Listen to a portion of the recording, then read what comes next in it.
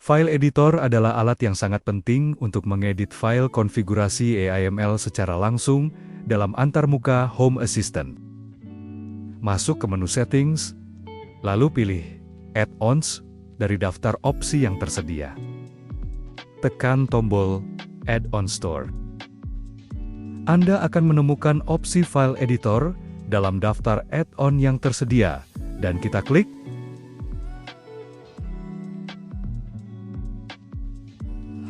Install.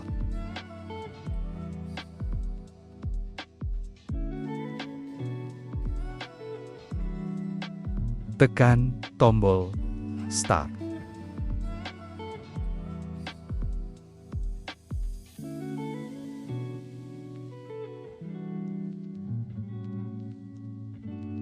Ini adalah dokumentasi lengkap untuk file editor, tempat Anda bisa mempelajari semua fitur dan cara konfigurasinya. Ini adalah halaman Configuration.